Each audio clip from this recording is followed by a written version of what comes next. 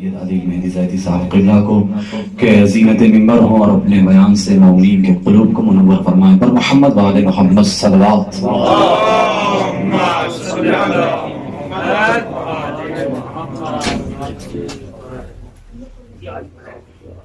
نعرہ تکبیر، نعرہ تکبیر، نعرہ رسالت، نعرہ رسالت، نعرہ حیدری، حیدری، بر دشمنان رویت لعنت، بر معاویہ و یزید لعنت، بر محمد و آل محمد صلوات.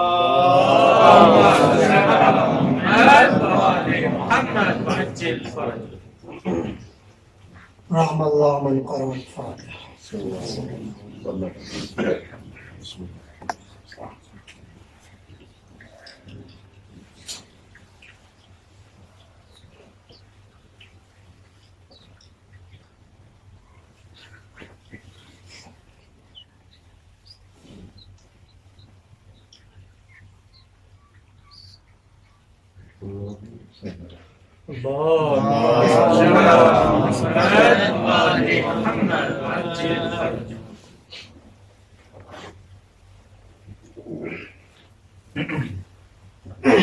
لا حول ولا قوة إلا بالله العلي العظيم.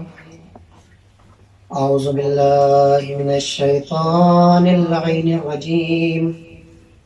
بسم الله الرحمن الرحيم. الحمد لله رب العالمين والصلاة والسلام على أشرف الأنبياء والمرسلين سيدنا وشفيعنا ونبينا ومولانا بالقاسم محمد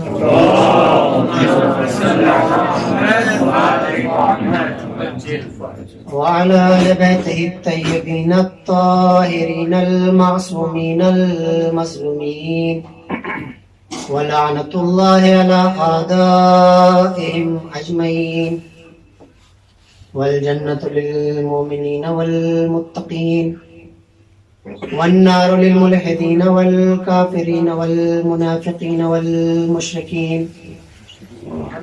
أما بعد فقد قال الله تعالى في القرآن المجيد بسم الله الرحمن الرحيم وقضى ربك ألا تعبدوا إلا إياه وبالوالدين إحسانا. صلوات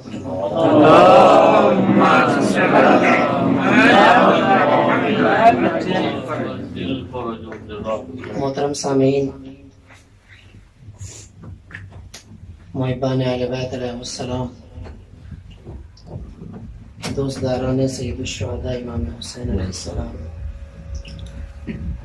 قبل اس کے کہ اس محترم متبرک بعظمت کریمہ کے ضمن میں سنائے لیکن خیلی فائدہ مند مطالب کو ذکر کرو. اب تمام حضرات سے گزارش ہے کہ ایک مرتبہ سورہ الحمد اور 3 مرتبہ سورہ اخلاص کی تلاوت فرما کر جناب مولانا مظاہر حسین ابن فدا حسین، مظاہر حیدر ابن فدا حسین اور ظفر حسین ابن فدا حسین اور کل مومنین مومنات خیر بسم اللہ. بسم اللہ.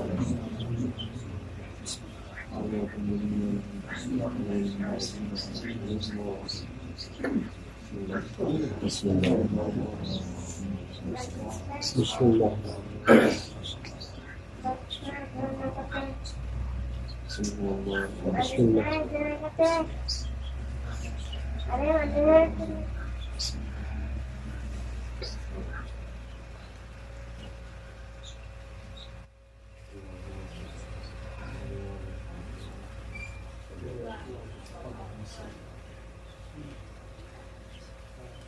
اللهم صل على محمد وعلى محمد. دوستان، برادران، بہرحال جسارت ہے یہاں پر مشہد کی اور بہرحال بین المللی بھی اور ہندوستانی فضا کے لحاظ سے وہ خطبہ و ذاکرین موجود ہیں کہ جن کے سامنے میں آؤں اور آنے کے بعد اپنا فن اپنی صلاحیتوں کا مظاہرہ کریں، تو ایسی کوئی نیت نہیں ہے. اصل مقصد یہ ہے جو ہمیشہ ہم لوگوں کی نیت رہنا چاہیے کہ جو اچھی بات خود کو معلوم ہو جائے دوسروں تک منتقل اچھی بات خود کو معلوم ہو جائے وہ دوسروں تک منتقل کرے. لیکن دنیا کا مزاج یہ ہے کہ ہم اچھائیوں کو چھپاتے ہیں، برائیوں کو پھیلاتے ہیں. بہرحال ایصال ثواب کی مجلس ہے، تو اسی آیہ کریمہ جو کہ بہت ہی مشہور اور معروف ہے، اور اکثر ہم نے ایصال ثواب میں اس آیہ کریمہ کے ضمن میں بہت سی مفید باتیں سنی ہیں، اور اچھی باتوں کو بیان کرنے میں کوئی مذائقہ بھی نہیں ہونا چاہیے. بس ایک جملہ کہہ دوں کہ اچھی بات ویسے ہی ہے جیسے گلاب. اچھی بات اپنا اثر رکھتی ہے، جیسے گلاب کی خوشبو ایک اپنا اثر رکھتی ہے. جہاں گلاب رکھ دیا جائے گا آنے والا محسوس کر لے گا یہاں پہ کون سا پھول ہے. گلاب ہے تو گلاب کو پہچان لے گا. اگر خوشبو پائی جا رہی ہے تو اس چیز کو درک کر لے گا. اور قرآن مجید اور رسول دو عالم دونوں پروردگار کے پیغام کو لے کر آئے ہیں، اور پہلا فقرہ کہہ دیا کہ ہم نے ہر مولود کو فطرت اسلام کے اوپر خلق کیا ہے. تو یہ انسان کی فطرت کا تقاضا ہے کہ جب اچھی بات بیان کی جاتی ہے تو اندر سے جذبات ابھرا کرتے ہیں اس اچھی بات کو قبول کرنے کے لیے. ایک صلوات پڑھے محمد و آل محمد. یہ انسان کی فطرت کا تقاضا ہے کہ جب بھی آپ کائنات میں کہیں بھی، یہاں پر یہ قید نہیں لگائی گئی ہے کہ آپ مومنین کے درمیان کہیں، قید نہیں ہے کہ مسلمانوں کے درمیان کہیں. اچھی بات آپ کسی بھی انسان کے سامنے نقل کریں گے. آپ چور سے کہتے، بہت مشہور ہے، چور سے پوچھے چوری بری ہے تو کہے گا بالکل بری ہے، اسے بھی پتا ہے یہ برا ہے. اچھی بات کے بارے میں معلوم کرے، برے سے برے شخص سے کبھی بھی وہ اچھی بات کو برا نہیں کہے گا. بہرحال جس آیہ کریمہ کی تلاوت کی ہے وہ قرآن مجید کے 15ویں پارے میں موجود سورہ اسراء کی 23ویں آیت پہ فقرہ ہے. بہت ہی مانوس ہے یہ آیہ کریمہ. سبحان اللہ سبحان اللہ. اب یہاں پر ایک چھوٹے سے رخ کی طرف توجہ دلانا صرف اس لیے ضروری ہے کہ ہماری توجہ کبھی کبھی اچھی جگہوں پہ کم ہوا کرتی ہے. ہماری توجہ کبھی کبھی اچھی جگہوں پہ کم ہوا کرتی ہے. کس طریقے سے؟ بہت سے لوگ آنے کے بعد اعتراضات مختلف طریقے سے کیا کرتے ہیں کہ بھائی آپ لوگ 1 گھنٹہ 1.5 گھنٹہ 2 گھنٹہ صرف ایک مقرر اور ایک بولنے والے کے لیے برباد کر دیتے ہیں. صرف ایک مقرر ایک بولنے والے کے لیے برباد کر دیتے ہیں. ملتا کیا ہے آپ کو؟ وقت آپ کا چلا گیا. آپ وہاں سے لے کر کیا اٹھے؟ آپ کو وہاں سے حاصل کیا ہوا؟ میں کہوں گا اعتراض کرنے سے پہلے جس سے اعتراض کر رہے ہو اس کی زندگی کو دیکھ لو. اگر وہ فرش مجلس پر آنے کے بعد وہاں سے اٹھنے کے بعد غیبت سے بچا رہا ہے تو ایک گناہ سے اپنے کو بچا لیا. چوری سے لوگوں کو روک رہا ہے تو دوسرے کو چوری سے روکا. دوسروں کی برائی کرنے سے اپنے کو بچا رہا ہے تو معلوم ہو گیا ہم نے 1 گھنٹہ دیا 2 گھنٹہ دیا لیکن اپنے کو گناہ نے کبیرہ اور صغیرہ سے بچا لیا. ایک صلوات پڑھے محمد و آل محمد.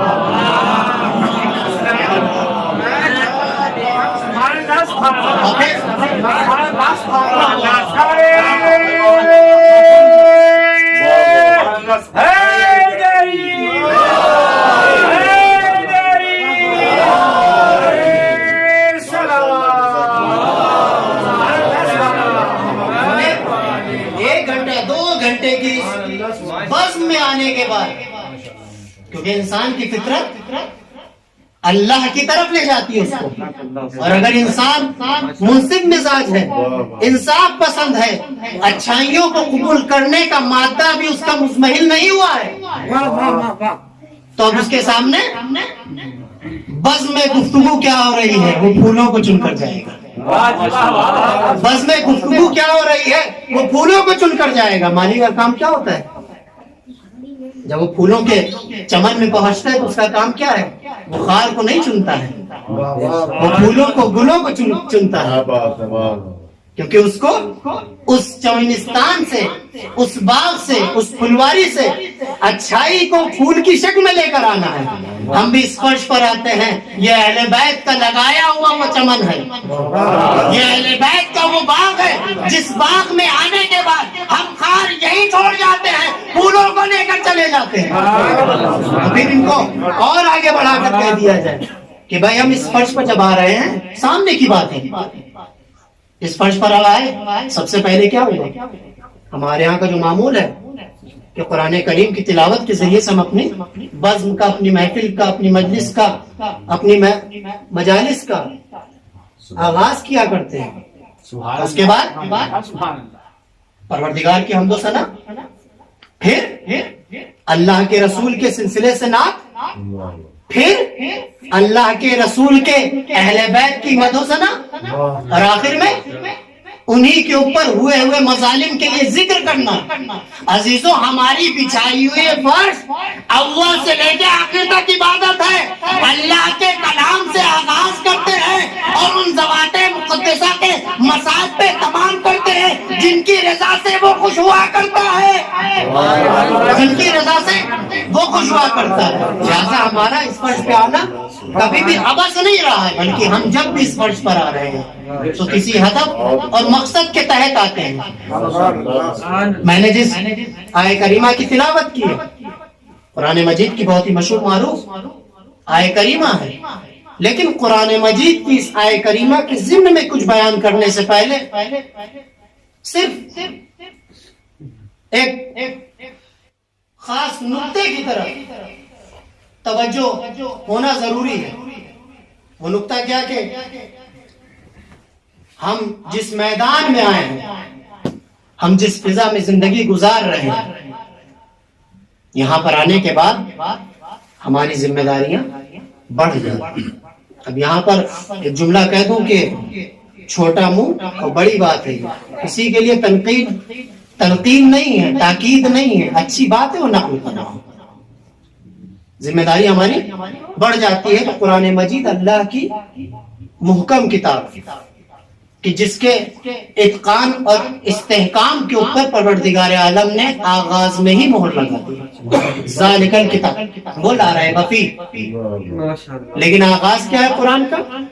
बिस्मिल्लाहिर्रहमानिर्रहीम, सुभान अल्लाह, बिस्मिल्लाहिर्रहमानिर्रहीम। और कुरान मजीद में परवरदिगार आलम ने 114 सूरे, और उन 114 सूरों में परवरदिगार आलम सूरह तौबा को हटा लिया जाए तो 113, लेकिन फिर जहां पर जनाब सुलेमान ने जनाब बिल्कीस को खत लिखा और उस खत का आगाज में बिस्मिल्लाह का तस्करा करने के बाद ये तादाद फिर 114 हो गई। तो 14 के बगैर तो कहीं जा ही नहीं सकते, 14 के बगैर तो कहीं जा ही नहीं सकते। तो कुरान मजीद में 114 सूरों में बिस्मिल्लाह आई 114 मरतबा। जिनके इल्म खुदा की रजा के लिए नहीं हुआ करते, वो किताब खुदा पे भी इश्काल कर दिया करते हैं। जिनका इल्म खुदा के रजा के लिए नहीं होता, खुदा की खुशनुदी के लिए नहीं होता, वो किताब खुदा पे भी इश्काल कर दिया करते हैं। और आने वालों ने एतराज किया है कि परवरदिगार की ये किताब, इसमें परवरदिगार ने जो बयान किया है ये परवरदिगार का कलाम तकरारी है। भाई अगर सामने से देखें, सादा अंदाज में देखें, तो सामने वाले का इश्काल वारिद है कि नहीं है? कि भाई आप किसी शायर से बहुत अच्छा मिसरा पढ़ दे तो आप कितनी बार सुनना पसंद करेंगे? एक मर्तबा इधर से कह देंगे मुकर्रर इरशाद, एक मर्तबा पीछे से कह देंगे मुकर्रर, एक मर्तबा दाएं तरफ से, लेकिन 3, 4, 5 के बाद आदमी खामोश हो जाता है, क्योंकि अब उस शेर की लज्जत खत्म हो गई। उस शेर ने जो दिल में उमंग पैदा की थी वो मांद हो रही है, वो دبتی جا رہی ہے. تو تقاضا 3-4 مرتبہ آپ جب ایک شعر کو سن لیں گے تو اس کے بعد اب دوبارہ نہیں سنیں گے. تو کیا کہا قرآن مجید اللہ کیا کہہ رہا ہے سب سے فصیح کتاب ہے, سب سے بلیغ کتاب ہے. یہ کتاب ایسی ہے کہ جس میں ہم نے ایک حرف زائد نہیں رکھا, بس نہیں رکھا, بیہودہ نہیں رکھا. ہر حرکت, ہر کلمہ, ہر لفظ, ہر جملہ, ہر ترکیب اس کی اپنے معنی کے ساتھ بلاغت و فصاحت لگتی ہے. قرآن مجید میں یہ بسم اللہ تکراری اشکال کر دیا. اشکال ظاہری طور پر باری ہے بھائی, واقعا دیکھ رہے ہیں سورہ بقرہ میں بسم اللہ, سورہ آل عمران میں بسم اللہ, سورہ فاتحہ میں بسم اللہ, سورہ مائدہ میں بسم اللہ, سورہ نساء میں بسم اللہ, سورہ انفال میں بسم اللہ, سورہ یونس میں بسم اللہ, سورہ ابراہیم میں بسم اللہ. جس سورے میں آپ جا رہے ہیں بسم اللہ نظر آ رہی ہے تو سامنے والے کا اعتراض تو وارد ہوتا ہوا نظر آ رہا ہے کہ بات تو صحیح کہہ رہا ہے, لیکن جو اپنے علم کو خدا کی رضا کے لیے حاصل کیا کرتے ہیں ان کے پاس ایسے اشکال کرنے والوں کے جواب ہوا کرتے ہیں. میں اس اشکال کا جواب صرف ایک مثال کے ذریعے آپ تک پہنچا کر اپنی بات کو آگے بڑھا دوں گا کہ قرآن مجید میں کوئی بھی چیز تکراری نہیں ہے. اور تقریباً یہاں پہ جو ہمارے برادران موجود ہیں, ایک صلوات پڑھے محمد علیہ محمد. آپ سب سے گزارش ہے تھوڑا تھوڑا آگے تشریف لیں تاکہ بعد میں آنے والوں کو زحمت نہ ہوگا, مجلس کا وقار باقی رہے. ایک صلوات پڑھے محمد علیہ محمد.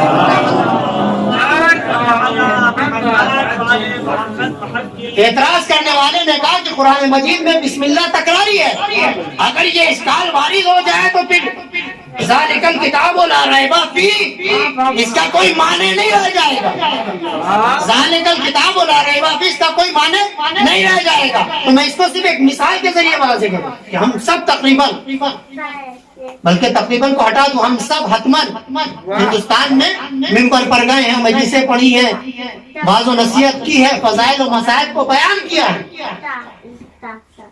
افسر صاحب کو دعوت دی گئی کہ انشاءاللہ 1442 چل رہا ہے, یہ دعوت ان کو 41 میں دی گئی کہ 1441 میں آپ کو خطاب کرنے کے لیے, اب جو جگہ ان کو پسند ہو وہ خود طے کر لیں, میں نہیں کہوں گا کہ وہاں آپ کو آنا ہے.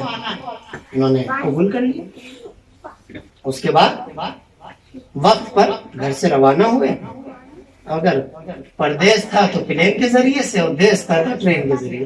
لیکن کچھ لوگ ایسے بھی ہیں جو دیس میں بھی پلین کے ذریعے چلتے ہیں. تو افسر صاحب وقت مقررہ پہ اپنے گھر سے روانہ ہو گئے. یہاں پہ ایک بات کہہ دوں, بہت سے لوگ کہیں کہ افسر صاحب کو جو خطاب کیا ہے, ہم کو بھی کہتے ہیں, ہم بھی خطیب ہیں. صلوات پڑھے محمد علیہ. سب اپنی جگہ خطیب ہے, سب کے لیے مثال ہے. سب اپنے اپنے کو پہنچائیں کہ ہم جا رہے ہیں مجلس پڑھنے کے لیے.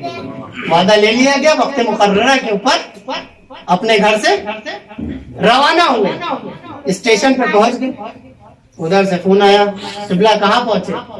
کہا قبلہ فلاں اسٹیشن پہ فلاں جگہ پر پہنچ گئے. بس مولانا 5 منٹ آپ انتظار کیجیے, میں آ رہا ہوں. اور وہ اپنی بہترین گاڑی لے کر آئے اسٹیشن پر, اور آنے کے بعد گاڑی کا دروازہ کھولا, مولانا بسم اللہ. افسر صاحب گاڑی میں بیٹھ گئے. اب گاڑی روانہ ہو گئی اپنے منزل مقصود کی طرف.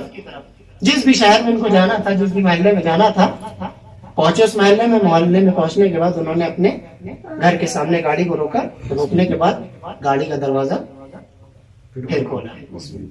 کہا مولانا بسم اللہ. مولانا اتر. اب یہاں پہ جملہ اہل بیت کی تعلیمات کا اثر ہے کہ ہمارے سامنے پڑھا ہوا بچہ, یعنی ہم سب اپنے گاؤں میں مشاہدہ کریں گے. کل تک 10 سال کا جو بچہ تھا اہل بیت کے علوم کو حاصل کرنے کے لیے مدرسے گیا, سال بھر کے بعد جو آ رہا ہے تو مولانا سے خطاب کیا جا رہا ہے. یہ اہل بیت سکھا رہے ہیں سلیقہ. یہ سلیقہ آتا کہاں سے؟ اس فرش سے. یہ سلیقہ, یہ ادب, یہ تعظیم کرنے کا انداز کہاں سے سکھایا جا رہا ہے؟ ماں باپ سکھاتے ہیں, استاد سکھاتے ہیں, کالج میں تدریس کیا جاتا ہے؟ نہیں, یہ فرش عطا کر رہا ہے. تو دروازے پہ گاڑی رکی, رکنے کے بعد مولانا بسم اللہ. افسر صاحب اتر گئے. انہوں نے اپنے گھر کا دروازہ کھولا. بہترین ڈرائنگ روم, بہترین قالین بچھی ہے, صوفے لگے ہوئے ہیں, فانوس لگے ہیں, مولانا سے کہا دروازہ کھولنے کے بعد ڈرائنگ روم کا، مولانا بسم اللہ. افسر صاحب ڈرائنگ روم میں جا کر تشریف فرما ہو گئے. اس کے بعد اندر سے بیٹا یا بھائی بہترین سے دسترخوان کو بچھایا، اور بچھانے کے بعد اس کے اوپر مختلف قسم کے غذاؤں کو، اگر ناشتے کا وقت ہے تو ناشتے کی شکل میں، اور کھانے کا وقت تھا تو کھانے کی شکل میں بچھا دیا. جب بچ گیا تو کہا مولانا بسم اللہ.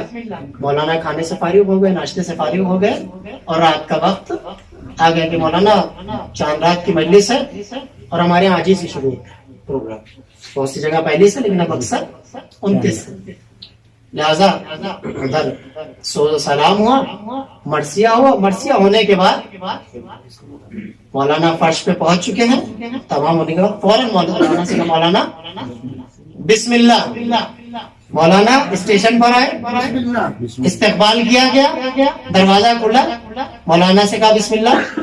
گاڑی اسٹیشن سے چلی، گھر پر لے کر آ گئی، گھر کے دروازے پہ رکی، گاڑی کا دروازہ کھولا گیا. مولانا سے کہا بسم اللہ. گھر پہنچ گئے، گاڑی سے اتر گئے، ڈرائنگ روم میں لے گئے. لے جانے کے بعد صوفے کی طرف اشارہ کرتے ہوئے کہا مولانا بسم اللہ. صوفے پہ بیٹھ گئے، کھانا سجا دیا گیا. سجنے کے بعد مولانا سے تعارفاً کہا، احتراماً کہا، اکراماً کہا مولانا بسم اللہ. کھانے سے فارغ ہو گئے، مجلس کا فرش بچ گیا، سوز و سلام ہو گیا، اور مرثیہ ختم ہونے کے بعد کہا مولانا بسم اللہ. اب میں یہاں پر آپ تمام حضرات سے، اور خصوصاً اس اشکال کرنے والے سے ایک سوال کروں گا. یہ بتاؤ، پہلا بسم اللہ، دوسرا بسم اللہ، تیسرا بسم اللہ، چوتھا بسم اللہ، پانچواں بسم اللہ، کیا یہ سب کے سب تکراری تھے؟ تو کہیں گے کیسے ہیں، آپ کا دماغ خراب ہو گیا. پہلی مرتبہ جب بسم اللہ کہا تو مراد یہ تھا مولانا گاڑی میں بیٹھ جائیے. دوسری مرتبہ جب بسم اللہ کہا تو مراد یہ تھا مولانا گاڑی سے اتر جائیے. تیسری مرتبہ جب بسم اللہ کہا مراد یہ تھا گھر میں تشریف لے جائیے. تو معلوم ہوا ہم اور آپ جیسا جاہل انسان جب بسم اللہ استعمال کرتا ہے موقع کے اعتبار سے معنی بدل جاتے ہیں.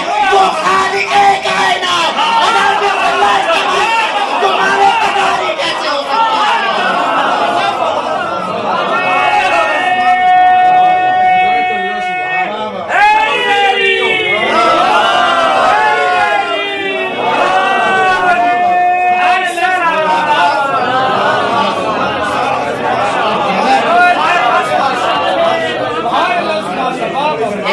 پڑھے محمد والے محمد پر.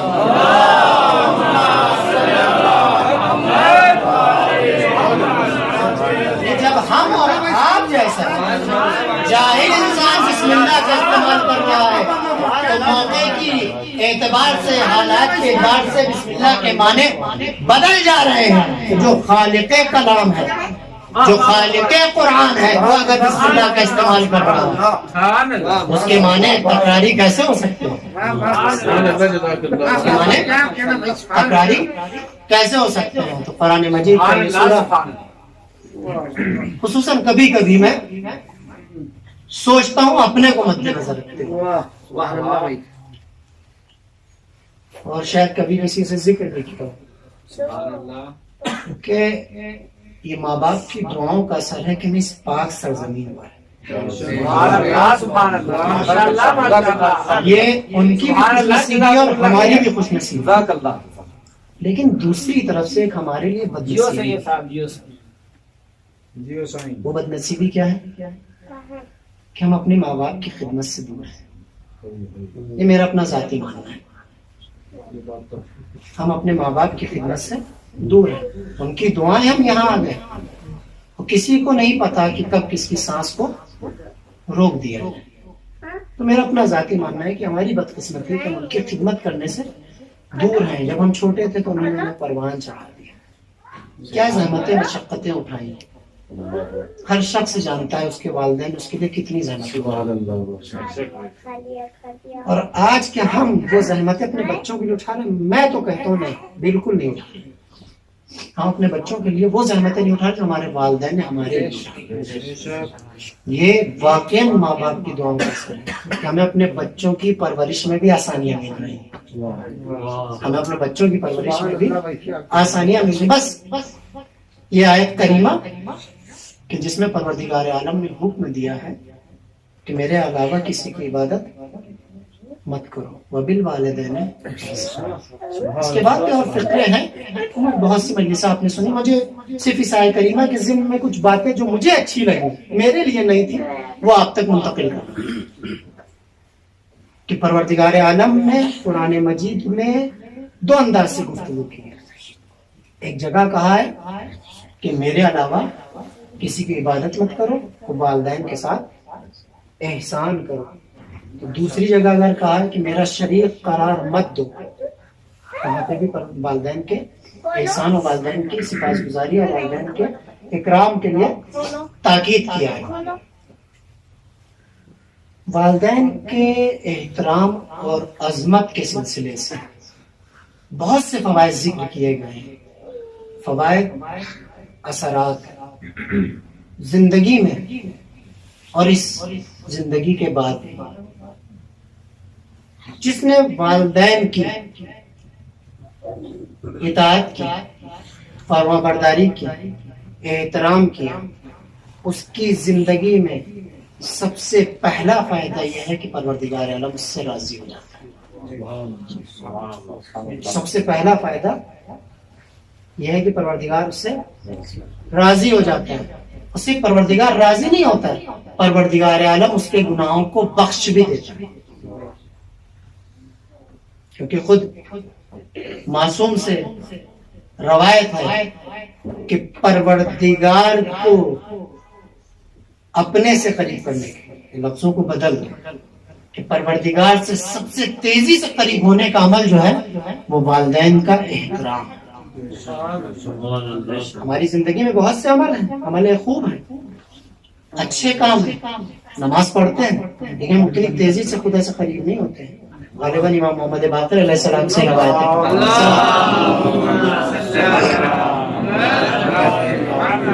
کہ پروردگار عالم سے سب سے تیزی سے قریب ہونے والے عمل کا نام کیا ہے؟ والدین کے ساتھ احترام کرنا, والدین کا اکرام کرنا.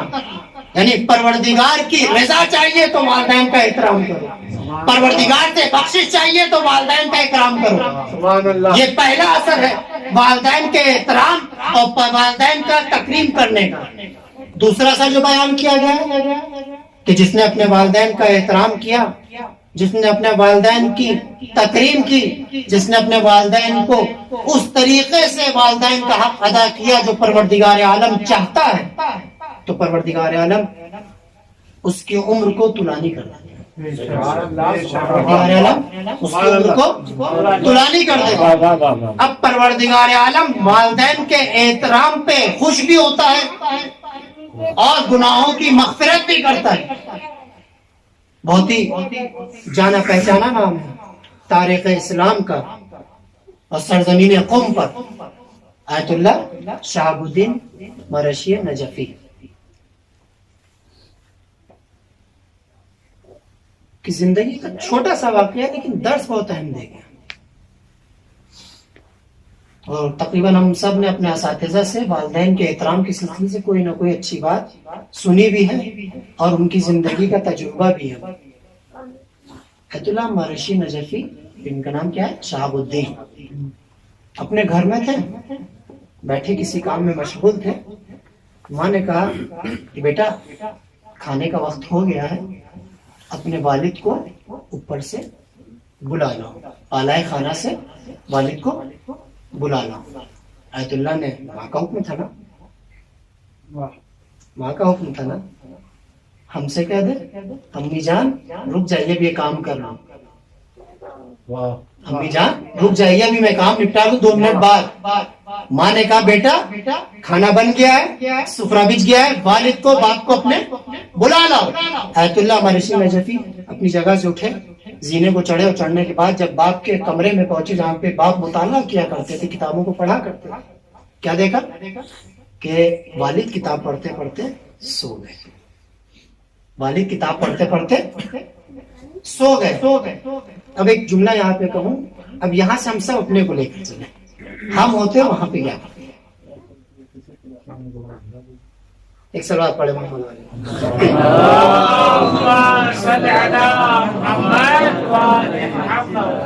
یہ اپنی اپنی سعادت.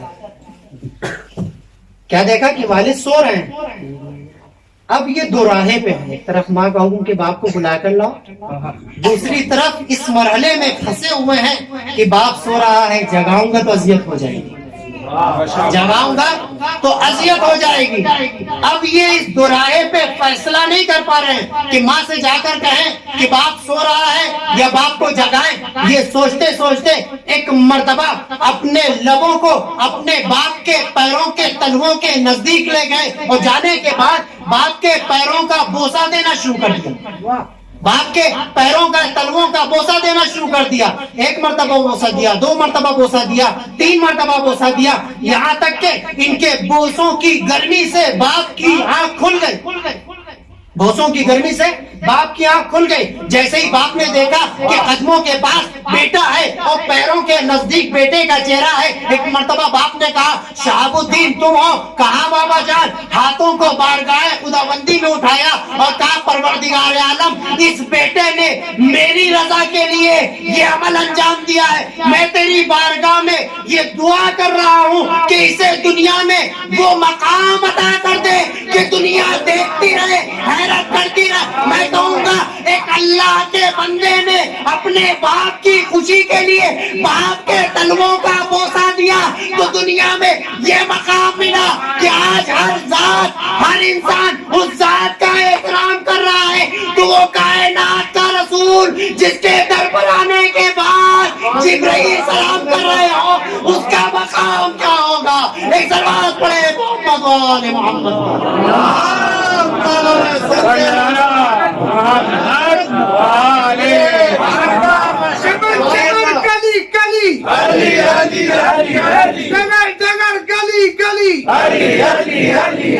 جہاں تیری بات چلی وہیں صدا آنے لگی،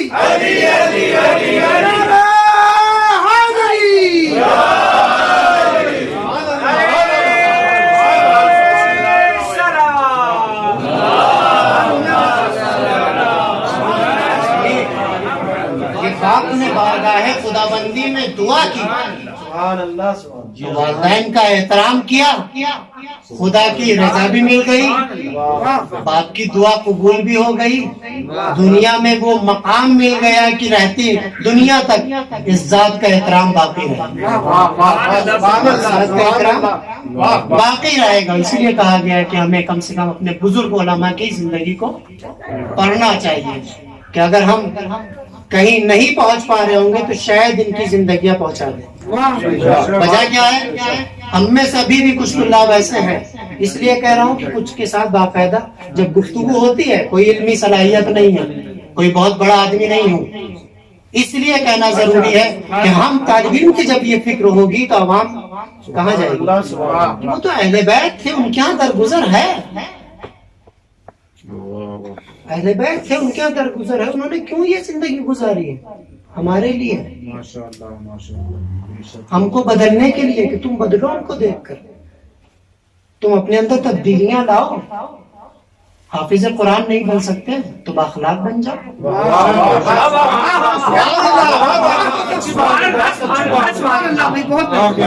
الہی پہ عامل نہیں ہو سکتے اور کردار بنا لو۔ مقایسے تو ضرورت ہے ہی نہیں، اس لیے کہا جاتا ہے کہ بزرگان کی سیرت کو ہمیں پڑھنا چاہیے، پڑھنا ضروری ہے۔ والدین کا احترام بہت سے فائدے ہیں، یہ اگر گننے پر آدمی رہے تو شاید گنتے گنتے بھول جائے، کیونکہ یہ والدین اللہ کی نعمت ہے، اللہ کی نعمت میں کمی نہیں ہوتی، اللہ کی نعمتوں میں کمی نہیں ہوا کرتی۔ اب والدین اللہ کی نعمت اگر ان کا احترام کر لیا تو اگر تم میرا شکر ادا کرو گے میں اضافہ کرتا چلا جاؤں گا۔ پہلا اضافہ جو ہوگا اگر والدین کا احترام کیا ہے تو انسان اللہ کا تقرب حاصل کر لیتا ہے، اللہ کی بارگاہ میں مغفرت ہو جاتی ہے۔ دوسرا کہ والدین کا اگر احترام کیا تو عمر طولانی ہوتی ہے۔ متوکل کا بیٹا منتصر جب اس کو بہرحال صرف اشارتاً کہتا ہوا کہ یہ متوکل عباسی خلفاء میں سب نے ظلم کیا ہے لیکن یہ واحد بادشاہ ہے جس نے کائنات کی صدیقہ پہ بھی ظلم کیا، جب بیٹے نے سنا نا، آپ سوچیے پورا خاندان برا ہے، بیٹا باپ کے جب اس اہانت آمیز طرز زندگی کو دیکھتا ہے تو امام سے سوال کیا، تو امام نے کہا کہ اگر کسی نے اپنے باپ کو قتل کیا تو پروردگار اس کی عمر کو کیا کر دیتا ہے؟ کوتاہ کر دیتا ہے. یعنی اس نے اہانت کی، واجب ہے قتل، لیکن اگر یہ عمل انجام دیا تو عمر کوتاہ ہو جائے. اس نے قتل بھی کیا باپ کو، 7 مہینے سے زیادہ زندہ نہیں رہا. تو جو اپنے والدین کا احترام کر لے گا اس کی عمر یقیناً طولانی ہوگی. اور پھر سبب بھی ہے نا، ہمارے یہاں تو ذرا سا بیٹا ماں کا وہ کام کر دے جس کی ماں توقع نہیں رکھتی ہے تو دعائیں کیا نکلتی ہیں، ہزاروں سال جیو. یعنی وہ دعائیں سننے کو مل جائیں گی جن کے بارے میں ہم توقع نہیں کر سکتے. یعنی تمہاری دلی مرادیں پوری ہوں، تمہاری حاجتیں پوری ہوں، مشکلات دور ہو جائیں، اولاد صالح ہو جائے، میری اولاد بہتر بن جائے، وہ دعائیں والدین کر دیتے ہیں. تو چھوٹی سی چیز ہے نا، والدین کا احترام کرے گا تو عمر طولانی ہوگی. تیسرا اثر کیا ہے والدین کے احترام کرنے کا؟ والدین کے احترام کرنے کا تیسرا اثر یہ ہے کہ پروردگار عالم روزی میں برکت عطا کر دیتا ہے. پروردگار عالم روزی میں برکت عطا کر دیتا ہے. اور اس جملے کے اوپر بہت سے واقعات ملیں گے. ایک واقعہ ذہن میں آ رہا ہے، وہ سناتا چلوں، اور سنا ہوا واقعہ ہے، لیکن اچھی بات ہے، تکرار کرنے میں قباحت نہیں ہے. بنی اسرائیل میں بہت سے واقعات ہیں. ایک واقعہ وہ ہے کہ جہاں پر ایک لڑکی سے الگ الگ روایتوں کی فقرے ہیں. کہیں پر قبیلے کے رئیس نے، سردار نے شادی کا تقاضا کیا، اپنے زمانے کی حسین جمیل خاتون تھی، تو کچھ لوگوں نے حسد میں اس کو، سردار کو قتل کر دیا. قتل کرنے کے بعد اس کے جنازے کو، لاش کو دوسرے محلے میں جانے کے بعد ڈال دیا. دوسرے فقرے یہ ہیں کہ آپس میں بھائی تھے، چچیرے تائزاد، تو اس میں ایک نے اپنا رشتہ اس لڑکی کے پاس بھیجا جو نوجوان لڑکا نیک کردار تھا، مخلص تھا، مومن تھا، متقی تھا، پرہیزگار.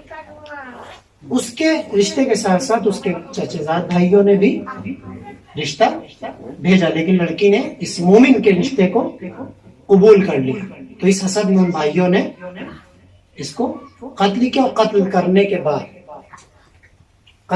بعد اس کے جنازے کو، اس کی لاش کو دوسرے محلے میں ڈالنے کے بعد اگلی صبح میں خوبہاں کے متقاضی بھی ہو گئے کہ ہم ہیں اس کے وارث، ہم ہیں اس کے خاندان والے، لہذا ہم کو اس کا خوبہاں ملنا چاہیے. واقعہ سنا ہوا ہے. جناب موسیٰ تک یہ بات پہنچی اور جناب موسیٰ نے کہا پروردگار کے حکم سے کہ ایک گائے کو ذبح کیا جائے. پھر انہوں نے اس میں چون و چرا کی، کیسی ہو، کتنی ہو، کیا سائز ہو، کیا رنگ ہو، کیا حجم ہو، کیا ڈھنگ ہو، سب معلوم کرنے کے بعد اپنے لیے مشکلات بڑھاتے چلے گئے. یہاں پر ایک جملہ کہہ دوں کہ جب اللہ حوالے کوئی بات کہہ دیا کرے تو سوال نہیں کرنا چاہیے. اللہ حوالے جب بات کہہ دیا کرے تو سوال نہیں کرنا چاہیے. سوال کر کے اپنی زندگی کو دوزخ میں لے جائیں گے، اپنی زندگی کے لیے جنجال اور بڑھا لیں گے، اپنی زندگی کے لیے مشکلات اور پیدا کر لیں گے. تو بہرحال جب مختلف سوالات ہوئے تو جناب موسیٰ نے بھی کہا ٹھیک ہے، جب تم خود ہی اپنے کو آزمائش میں ڈالنا چاہ رہے تو لو، ایسا رنگ کی ہونا چاہیے، یہ خصوصیات ہونا چاہیے. اب آئیے اس طرف، یہ ملی کہاں؟ یہ گائے ملی کہاں؟ اس گائے کو بنی اسرائیل والے تلاش کرتے کرتے جب پہنچے ہیں تو ایک نوجوان کے پاس ملی، ایک نوجوان کے پاس ملی. اب اس کے بارے میں مولانا حافظ سید فرمان علی علی اللہ مقامہ، خدا ان کی قبر پر رحمت نازل فرمائے، اور تفسیر برہان، تفسیر انوار النجم اور بھی بہت سی تفسیروں میں آپ کو مل جائے گا، تھوڑا کم و بیش مفہوم کے ساتھ، کہ جب تلاش کرتے کرتے پہنچے ہیں تو ایک نوجوان کے پاس ملے. اب اس سے دریافت کیا گیا کہ بھائی اس کی قیمت کیا ہے. تو اس سے کہا گیا کہ بھائی اس کی قیمت اتنی ہے کہ جتنی اس کی کھال میں اس زمانے کی دولت آ جائے. اب چاہے اس زمانے میں ہیرے جواہرات چلتے ہوں, درہم و دینار چلتے ہوں, تو آخر میں نتیجہ یہ نکلا کہ اس ایک گائے کو کہ جس کو 10,000 درہم میں یا 5,000 درہم میں یا 2,000 درہم میں خریدا جا سکتا تھا, وہ ایک گائے اتنی قیمت دے کر خریدی گئی کہ پوری بنی اسرائیل قوم اس علاقے کی فقیر ہوگی. واہ واہ واہ. پوری قوم اس علاقے کی بنی اسرائیل کی فقیر ہو گئی. یہ دولت اس نوجوان تک پہنچ گئی, اس نے گائے دے دی. واقعہ ختم نہیں ہوا, بلکہ اس کے پس زمینے میں جانا پڑے گا, اس کے بیک گراؤنڈ میں جانا پڑے گا کہ پروردگار عالم نے ایک گائے کی قیمت اتنی کیوں ادا کروائی کہ پوری قوم فقیر ہو گئی. تو معلوم ہوا یہ نوجوان اپنے والد کا بڑا احترام کیا کرتا تھا. احترام کرنے کا طریقہ یہ تھا کہ ایک مرتبہ والد تاجر تھا, آیا باہر سے اور آنے کے بعد بیٹے سے کہا بیٹا کچھ دیر کے بعد کچھ لوگ آئیں گے اور آنے کے بعد فلاں جنس لے کر جائیں گے, لہذا تم معاملہ کر لینا, میں تھکا ہوا ہوں, جا رہا ہوں. باپ یہ کہنے کے بعد اپنے اجرے میں آیا, بیٹا انتظار کر رہا ہے, بیٹا انتظار کر رہا ہے. اب جب وہ لوگ آئے ہیں, تاجر آئے, دخل الباب کے, اس نے دروازہ کھولا. اب جب دروازہ کھلا تو کیا دیکھا کہ تاجر ہے. انہوں نے کہا تمہارے باپ سے معاملہ تھا, فلاں جنس لینے کے لیے آئے ہیں. تو اس نے کہا ٹھیک ہے. اب جب یہ گیا ہے اس گودام, انبار, کمرے, جس جگہ پہ وہ جنس رکھی تھی کہ وہاں سے وہ جنس لی جائے, تو دیکھا کہ اس کمرے پر, اس گودام کے دروازے کے اوپر تالا لگا ہوا, دروازہ بند ہے. اب یہ پھر اپنے باپ کے حجرے کی طرف واپس گیا. حجرے میں گیا تو کیا دیکھا کہ باپ تھکن کی وجہ سے سو گیا ہے. اب اس نے جب تلاش کرنا شروع کیا تو اس نے محسوس کیا کہ اس گودام کے, اس حجرے کی چابیاں باپ کے تکیے کے نیچے ہیں. ہم اور آپ ہوتے ہیں, فائدہ ہو رہا ہے, اچھی قیمت پہ مال چلا جائے گا, باپ خوش ہو جائے گا, تو ذرا سا تکیہ اٹھاتے اور چابی نکال لیتے ہیں. لیکن اس نے اپنے ہاتھ کو نہیں بڑھایا, بلکہ کھڑا رہا اور آنے والوں کو واپس کر دیا. جب باپ اٹھا, اٹھنے کے بعد پوچھا بیٹا وہ تاجر آئے تھے؟ کہا بابا آئے تھے. بیٹا مال دے دیا؟ کہا نہیں بابا. کیوں بیٹا؟ کہا بابا وہ آئے تھے, انہوں نے جنس طلب کی تھی, میں نے ان کو بتایا, اور جب جانے کے بعد گودام میں دیکھا تو گودام کا دروازہ بند تھا, گودام کے دروازے کی چابیاں آپ کے پاس تھی, آپ کے پاس لینے کے لیے آیا تو کیا دیکھا آپ سو رہے تھے. کہا بیٹا لیا کیوں نہیں؟ کہا بابا اس لیے نہیں لیا کہ شاید میرا چابی لینے سے آپ کی نیند کھل جاتی, میں نہیں چاہتا تھا کہ آپ کو سوتے ہوئے تکلیف نہ ہو.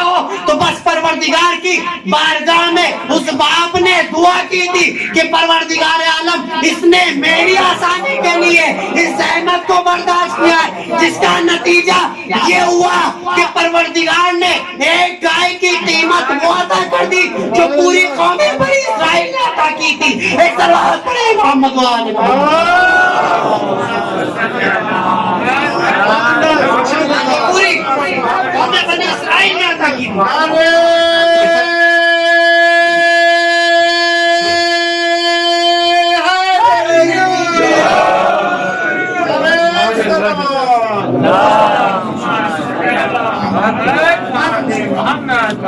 پروردگار عالم کی بارگاہ میں آپ نے دعا کی, جس کا نتیجہ کیا ہوا؟ پروردگار کی بارگاہ میں باپ کی دعا کا اثر کہ بیٹے کو وہ قیمت ملی جس کو اضافے کا سبب ہوا. تو باپ کا احترام روزی میں برکت کا سبب ہوتا ہے. باپ کا احترام, والدین کا احترام رزق میں برکت کا سبب ہوا کرتا ہے. ماں باپ کے احترام کے نتیجے میں پروردگار عالم انسان کو موت کے وقت آسانی عطا کرتا ہے. انسان کو پروردگار عالم موت کے وقت آسانی عطا کرتا ہے. جس نے والدین کا احترام کیا ہے اس کی موت ویسے ہی ہو جائے گی جیسے پھول سے خوشبو نکلتی ہے. سبحان اللہ سبحان اللہ سبحان اللہ. ویسے ہی ہوگی جیسے پھول سے خوشبو نکلتی ہے. اب یہاں پر ایک دوسری طرف سے موت میں آسانی ہم سب چاہتے ہیں نا، اور اس میدان میں آنے کا کم سے کم ایک فائدہ یہ ہے کہ ہم اپنے والدین کا احترام اور زیادہ کرتے ہیں۔ میدان میں آنے کا ایک فائدہ یہ ہے کہ ہم اپنے والدین کا احترام اور زیادہ کرتے ہیں۔ عام لوگوں کے مقابلے میں احترام زیادہ ہوا کرتا ہے۔ اب آپ سوچیں کہ ہم پردیس میں ہیں، ابھی تو یہ واقعا اس فرش کا ایک کرم بھی ہے کہ کون کس دوری پہ رہ رہا ہے اس شہر میں بھی، لیکن اس فرش نے سب کو ایک جگہ کر دیا، اس فرش نے سب کو ایک جگہ کر دیا۔ یہاں پر ایک دعا اور کروں گا کہ اس فرش کے صدقے میں، اس فرش پر آنے والی ذوات مقدسہ کے صدقے میں پروردگار جس طریقے سے ہم سب کو اس فرش پر ایک کیا ہے، ویسے ہم سب کی فکر کو بھی خدا ہی فکر بنا دے، ہم سب کی زندگی کو بھی خدا ہی زندگی بنا دے، جیسا وہ چاہتا ہے ہماری زندگی ویسی ہو جائے۔ پردیس میں نا، پردیس میں اگر کوئی بیمار ہو جائے، پردیس میں اگر کوئی مریض ہو جائے تو اس کے لیے سب سے سخت مرحلہ ہوتا ہے، خصوصاً اگر کورونا کے حالات میں ہو جائے تو جو سب سے زیادہ دم بھرتے ہیں وہی سب سے پہلے بھاگیں گے موبائل سوئچ آف کر کے کہ کہیں میرے پاس فون نہ آ جائے، کہیں میرے پاس فون نہ آ جائے۔ عیادت کرنے سے بلائیں دور ہوتی ہیں، تیمارداری کرنے سے مصیبتیں دور ہوا کرتی ہیں، تیمارداری کرنے سے مصیبتیں دور ہوا کرتی ہیں۔ تو ماں باپ کی احترام، ماں باپ کا اکرام موت کو آسان بنا دیتا ہے۔ تو اگر کوئی بیمار ہو جائے اور بیمار ہونے کے بعد اسپتال میں ایڈمٹ ہو جائے، اس کے بعد فی الحال یہی جو فضا چل رہی اس کو مد نظر رکھ لیں۔ تنہا ہے نا کمرے میں، بیڈ کے اوپر پڑا ہوا ہے، آکسیجن لگا ہوا ہے، ایک دن نہیں ہفتوں گزر گئے اپنوں کو نہیں دیکھا، ہفتوں گزر گئے اپنوں کو نہیں دیکھا، موت کیسے آسان ہوگی؟ اس طرف لے جا رہے ہیں۔ ہفتوں گزر گئے، پردیس میں پڑے ہیں، بستر مرگ پر ہے، بستر بیماری پر ہے، ہفتوں گزر گئے، نہ اولاد کو دیکھا، نہ بیوی کو دیکھا، نہ دوست کو دیکھا، ماں باپ تو دوسرے دیش میں ہیں، ان کو کہاں سے دیکھ لیں گے؟ اور ایک بارگی آپ کے اس کمرے کا دروازہ کھلے جس میں آپ بستر پر ہیں اور سامنے آپ کو اپنا کوئی عزیز نظر آ جائے، تو بستر پہ موجود جو تکلیف ہے وہ بتائیے موجود رہے گی، رفع ہو جائے گی؟ وہ تکلیف آپ محسوس کریں گے، ختم ہو جائے گی؟ تو عزیزوں، آپ اگر پردیس میں ہیں اور بستر مرض کے اوپر ہیں اور مہینوں گزر گئے، ہفتوں گزر گئے، کوئی اپنا نظر نہیں آیا، ایک مرتبہ دروازہ کھول کر کمرے میں باپ آ جائے، بھائی آ جائے، تو دل میں جو تکلیف ہے، جس میں وہ تکلیف ہے، اس کا احساس نہیں ہوگا۔ کیوں؟ کیونکہ سامنے وہ چہرے نظر آ رہے ہیں جن سے ہم محبت کر رہے ہیں۔ بس عزیزوں، ماں باپ کا جو احترام کریں گے ان کی موت آسان ایسے ہوگی، یہ جب بستر مرگ پر ہوں گے تو معصومین سامنے سے نظر آئیں گے، موت کی مشکلات آسان ہو جائیں گی، روح آسانی سے نکل جائے گی۔ ایک سلام پڑھے محمد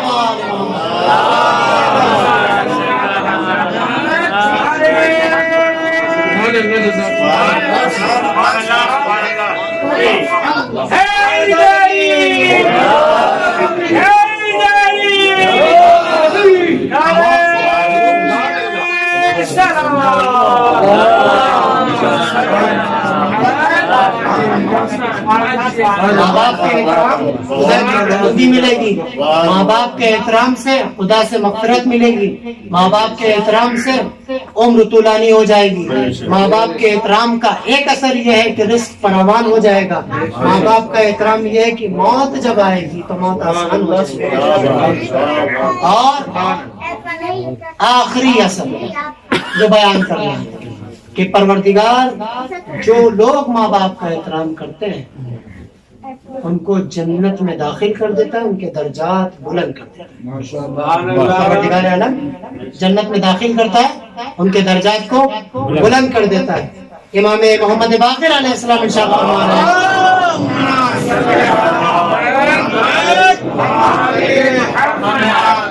ہیں کہ پروردگار عالم نے مومنین کی بہت سی خصوصیات کو مطرح کیا، بیان کیا، لیکن مومن میں 4 خصلتوں کا ہونا ضروری ہے۔ پہلی خصلت کہ مومن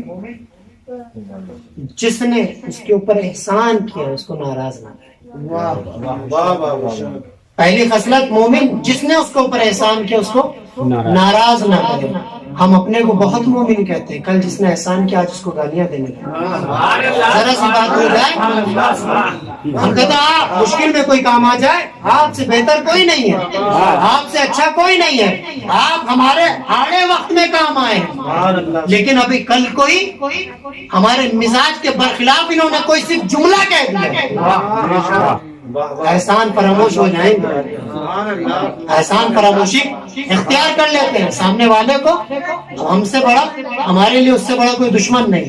تو مومن کی پہلی صفت کیا؟ جس نے اس کے اوپر احسان کیا ہے اس کو آزار نہ دے، اس کو اذیت نہ دے، اس کو پریشان نہ کرے۔ مومن کی دوسری خصوصیت کیا ہے؟ جنت کس کو ملے گی؟ جنت للمومن المتقین، مومنین کے لیے، متقین کے لیے۔ اور جنت مل کس کو رہی ہے؟ جس نے اپنے ماں باپ کا احترام کیا۔ اور جنت میں درجات کس کے بلند ہوں گے؟ جو ماں باپ کا احترام کرے گا۔ تو پہلا کیا ہے؟ جو مومن ہوگا وہ اپنے اوپر احسان کرنے والے کو ناراض نہیں کرے گا۔ دوسرا کہ جو مومن ہوگا وہ اپنے والدین کی خاطر و مدارات کرے۔ سبحان اللہ، سبحان اللہ۔ خاطر و مدارات یعنی ماں باپ کا خیال رکھنا، ماں باپ کا احترام کرنا، ماں باپ کی عزت کرنا، ماں باپ کو وہ مقام عطا کرنا جس کے وہ لائق ہیں۔ تیسری خصوصیت کیا ہے مومن کی؟ بہت سی صفات بیان کی ہے کہ مومن وہ ہوگا کہ جو یتیم پرور ہوگا۔ سبحان اللہ، سبحان مومن وہ اللہ، ہوگا ماشاءاللہ، جو یتیم پرور ہوگا، کہ جس نے یتیم کو پال لیا اس کے لیے جنت ہو جائے گی۔ عزیزوں اب میں یہاں پر ایک جملہ کہتا ہوا گزر جاؤں کہ اگر ہم اور آپ جیسا مومن ایک یتیم کو پال لے وہ جنت کا حقدار ہو جائے، تو یتیم عبداللہ کو پال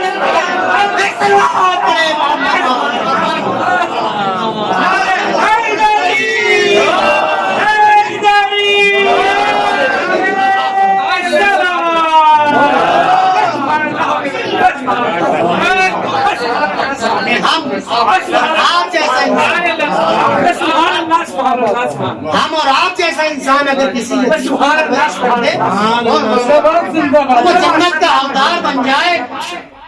جس نے رحمت للعالمین کی پرورش کی ہو وہ کیسے جنت سے محروم رہ سکتا ہے؟ یا لفظوں کو بدل دیا جائے، اگر علی پر ایمان لے آئے، یتیم کی پرورش کر لے تو جنت مل جائے، تو جس کی وجہ سے تم مومن بنے اس کا باپ کیسے جنت سے محروم رہ سکتا ہے؟ ایک صلوات پڑھے محمد و آل محمد۔ اس کا باپ کیسے جنت سے محروم رہ سکتا ہے؟ لیکن ستم یہ ہے کہ جنہوں نے کائنات کو طرز زندگی سکھایا، جنہوں نے دنیا کو جینا سکھایا، جنہوں نے لوگوں کو بتایا کہ کیسے حیوانی زندگی کو انسانی زندگی بنایا جائے، ان کے اوپر کیا کیا ظلم کیا۔ کیونکہ بہرحال ایک بیٹے نے اپنے باپ کے ایصال ثواب کے لیے فرش عزا بچھایا ہے۔ مجھے کائنات کا پہلا مظلوم باپ یاد آ رہا ہے۔ مظلوم اس لیے کہہ رہا ہوں کہ جس نے آنے کے بعد زمانے کو بیٹیوں سے محبت کرنا سکھایا، کہ جب اس شخص کا، اس ذات کا وقت آخر آیا ہے تو اس ذات نے اپنی بیٹی کی خدمت میں پہنچنے کے بعد اپنی بیٹی کے زانوں پہ سر کو رکھ دیا. بیٹی باپ کے چہرے کو دیکھ رہی ہے اور باپ کی کیفیت کو سمجھ رہی ہے. باپ ہے اور بیٹی. ایک مرتبہ دروازے پہ دق الباب ہوا. جیسے ہی دروازے پہ دق الباب ہوا تو بیوی نے پوچھا کون؟ کہا میں ملاقات کے لیے آیا ہوں, میں ملاقات کے لیے آیا ہوں.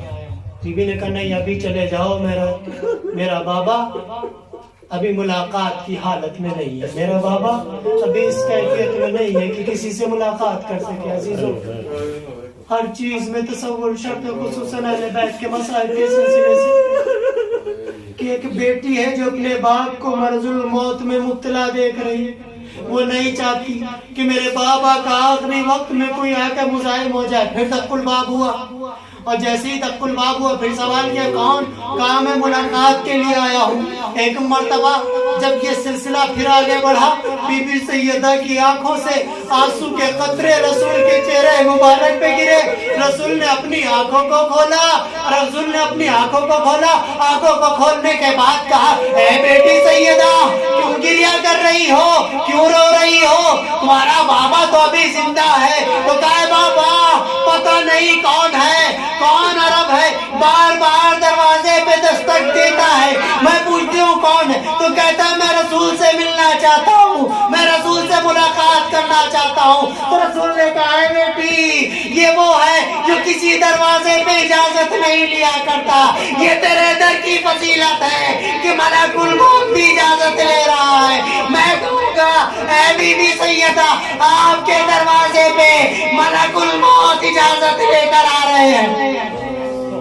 آپ کے دروازے پہ ملک الموت اجازت لے کر آ رہا ہے. لیکن بی بی آپ کے بابا کا جب وقت آخر تھا تو کوئی بھی آپ کے بابا کو ستانے کے لیے نہیں آیا تھا. کسی نے آپ کے بابا کو اس طریقے سے اذیت نہ دی. ہائے رے کربلا کا میدان, ارے بی بی ذرا کربلا کے میدان میں آئیے. اے بی بی ذرا کربلا کے چٹیل میدان میں آئیے. یہ کون سا میدان ہے جس میدان میں آپ نے جس کو چکیاں پیس کر پالا تھا وہ 3 دن کا بھوکا پیاسا ہے. میدان آدھا میں, میدان میں جانے کے بعد نرغے آدھا میں گر چکا ہے. نرغے آدھا میں گر چکا حسین ابن علی. پیاس کی شدت ہے, پیاس کی شدت ہے. یہاں رسول دو عالم آخری وقت ہے. بی بی کا زانو تھا. بی بی اپنے باپ کے چہرے کو حسرت سے دیکھ رہی ہے. ہائے کربلا کا وہ منظر جب میرا امام رخصت آخر کے لیے خیمے میں آیا تھا تو عجیب منظر تھا کہ ایک جوان بیٹا تھا جو بستر پہ موجود تھا, غش کے عالم میں پڑا تھا. ایک مرتبہ بی بی زینب آئی اور آنے کے بعد کہے بیٹا سید سجاد ذرا غش سے آنکھوں کو کھولو. اب جو بیٹے نے اپنی آنکھوں کو کھولا, امام سجاد نے آنکھیں کھولی. سامنے کیا منظر نظر آیا کہ ایک شخص ہے جو خون میں کھلتا ہے, جس کے چہرے پہ خون تازہ ملا ہوا ہے, جسم پہ تیروں کے زخم ہے, تلواروں کے زخم ہے. ارے میرا امام اپنے مظلوم بابا کو پہچان نہ سکا. ایک مرتبہ کا اے بوبی اماں یہ شخص کون ہے, اے بوبی اماں یہ شخص کون ہے. ایک مرتبہ امام مظلوم کربلا نے کہا اے بیٹا سید سجاد تم نے اپنے بابا کو نہ پہچانا, تم نے اپنے بابا کو نہ پہچانا. امام سید سجاد سے امام مظلوم کربلا رخصت آخر لے کر جا رہے ہیں. اسرار امامت کو سپرد کیا اور سپرد کرنے کے بعد اب ایک ایک بی بی کی خدمت میں آئے ہیں. اور آنے کے بعد سلام کرنا شروع کر دیا. اے بہن زینب تم پر میرا آخری سلام. اے بہن ام کلثوم تم پر میرا آخری سلام. اے ماں کی کنیز فضا تم پر میرا آخری سلام. اے رباب تم پر میرا آخری سلام. اے لیلا تم پر میرا آخری سلام. عزیزو تصور کیجئے گا کہ وہ جا رہا ہے کہ جس کے جانے کے بعد اب ان بیویوں کا آسرا کوئی باقی نہ رہا. ارے پہلی ڈارت عباس دلاور تھا جو جانے کٹا کرنے کے فراق کنارے سو رہا ہے. اب حسین ابن علی جب ایک ایک بیوی کو سلام کر کر رخصت آخر کر کر جانے لگے درے خیمہ پر آئے اور آنے کے بعد تاریخ کے فتنے ہیں. امام مظلوم کربلا نے ایک مرتبہ دائیں طرف دیکھا, ایک مرتبہ بائیں طرف دیکھا. دائیں اور بائیں طرف دیکھنے کے بعد یقیناً وہ ماجائی زینب سمجھ گئی ہوگی ارے یہ زینب ہے جو اپنے بھائی کے دل کی بات کو درک کر لیا کرتی. کہے بھیا یہ دائیں بائیں کیا دیکھ رہے ہو؟ اے بھیا جب مدینے سے چلے تھے تو قاسم نے لجا میں فرق تھامی تھی, عباس دلاور نے تم کو سہارا دیا تھا, اب علی اکبر نے بازو کو تھام کے سوار کیا تھا. اے بھیا اب علی اکبر ہو, عباس و قاسم نہیں ہے, تمہیں سوار کرنے کے لیے تیری بہن زینب آ رہی ہے. زینب علیہ مقام آگے بڑھی اور بڑھنے کے بعد حسین ابن علی کو پشت فرس پہ سوار کیا. امام مظلوم کربلا جب گھوڑے پر سوار ہو گئے, سوار ہونے کے بعد اب امام مظلوم کربلا میدان کربلا کی طرف جانا چاہتے ہیں. ایک مرتبہ اسب باوفا نے اپنے سر کو اٹھایا, اٹھانے کے بعد سر کو جھکا دیا. میں کہوں گا اے اسب باوفا اپنی بے زبانی میں کیا کہہ رہا ہے؟ کیا تو پیاسا ہے؟ تو شاید وہ جواب دے ارے میں اپنی پیاس کی شکایت اس آقا سے کیسے کروں جو اپنے بیٹے کو سیراب نہ کر سکا. میں تو یہ بتانا چاہ رہا ہوں اے آقا قدموں سے آپ کی لاڈلی سکینہ لپٹی ہوئی ہے. آقا زمین کربلا پہ اترے, بیٹی کو کلیجے سے لگایا. میں کہوں گا اے بی بی زہرا وہاں پہ باپ کا سر بیٹی کے زانو پر تھا, منظر بدلا تھا. آپ پیاسی نہیں تھی, بابا پیاسے نہیں. ہائے کربلا میں دیکھیے آپ کا نال بھی پیاسا ہے, آپ کی پوتی بھی پیاسی. حسین کھا کے کربلا پر لیٹ گئے, بیٹی کو سینے پہ سلایا اور اس کے بعد کہے بیٹی سکینہ بابا کو رخصت کر دو, بابا میدان میں جا رہا ہے, تیری پیار کچھ لمحوں کی ہے. حسین نے ایک جملہ مدینے سے چلتے وقت علی اصغر کے کان میں کہا تھا. بہن کی آنکھوں چھوڑی تھی, باپ کی آغوش میں آئے تھے, ایک جملہ سکینہ کے کان میں کہا. وہاں کہا تھا اے علی اصغر تیرے بغیر حسین کی قربانی پوری نہ ہو. اے بیٹی سکینہ میرے باپ سب سے پہلے ہم سے ملاقات ہونے والی تم ہو کی, بس فرق یہ ہے رسول نے جب زہرا سے کہا تھا تو زہرا کو تماچے لگے تھے, زہرا کو مارا تھا لیکن بیٹوں نے سہارا دیا. یہاں پہ سکینہ کے تماچے لگے تھے. ایک بھائی تھا جس کے ہاتھوں میں ہتھکڑیاں تھیں, پاؤں میں بیڑیاں تھیں, بڑا بے بس تھا, اپنی بہن کے تماچے لگتے دیکھا لیکن اپنی بہن کو بچا نہ سکا.